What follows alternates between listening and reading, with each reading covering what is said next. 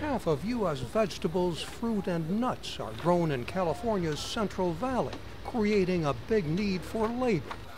The state has long drawn immigrants, both legally and illegally, from Mexico and Central America to work in the fields and in service industries.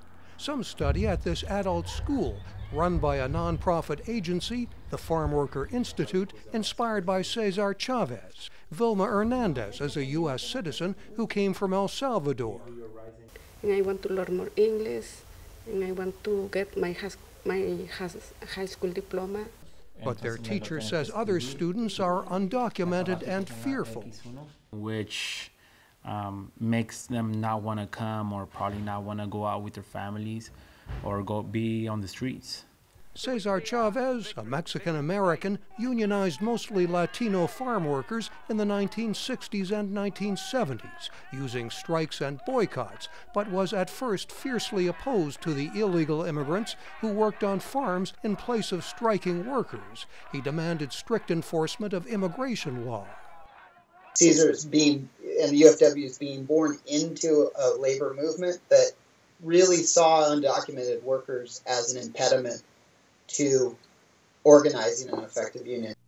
Others who worked with Chavez, including his son Paul, say his father was opposed to illegal strikebreakers, but accepted union members without requirements that they be legal residents. It's always been you represent who works in the fields, and so no, there never has been, there never will be. At least half of farm workers today are thought to be in the country illegally, and most are not unionized. School cafeteria worker Teresa Aguilar, also a U.S. citizen, says Washington needs to address the problem of the undocumented, especially young people brought to the country as children. The president or the Congress, they have to do something.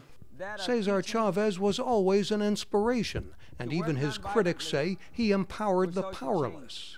The ways in which he was to build a multi-ethnic movement, a multi-generational movement, the way in which he adapted and embraced the boycott and the strategies used in it, all those things continue today. And the union Chavez started, the United Farm Workers, is now a staunch defender of undocumented immigrants. Mike O'Sullivan, VOA News, Central Valley, California.